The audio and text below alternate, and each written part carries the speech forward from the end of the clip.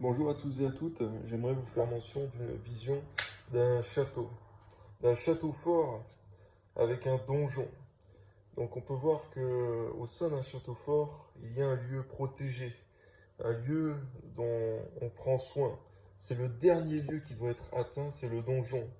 C'est là où règne généralement le seigneur de ce château, le roi, et véritablement c'est un lieu protégé. C'est un lieu fort au sein du lieu fort. Le premier lieu fort où il y a les remparts, c'est le château fort, et ensuite il y a le donjon à l'intérieur qui est le lieu le plus protégé. Et donc c'est un lieu qui est gardé. Déjà même, il y a des archers qui se tiennent dans les meurtrières au niveau de la muraille du château fort. Et il y a également des gardes qui protègent le donjon. Jésus-Christ parle dans la parole de Dieu écrite, la Bible. Il fait mention du cœur qui doit être véritablement gardé, plus que tout.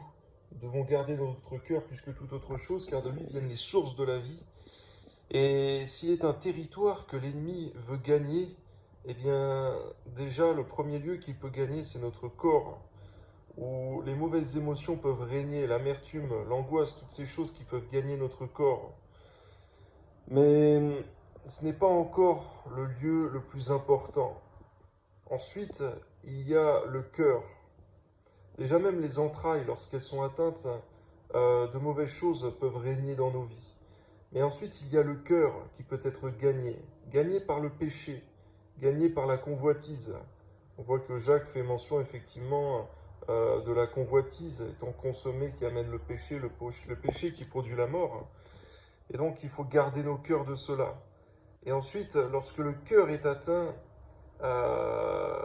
lorsque ce combat-là déjà est perdu, lorsque l'ennemi est avancé jusqu'à ce lieu-là, il y a un grand danger. Car lorsque le cœur est gagné par le péché, par la convoitise, par l'envie, par toutes sortes de haine, de meurtres et autres, eh bien c'est généralement là que l'esprit peut être atteint et nous pouvons passer à l'action.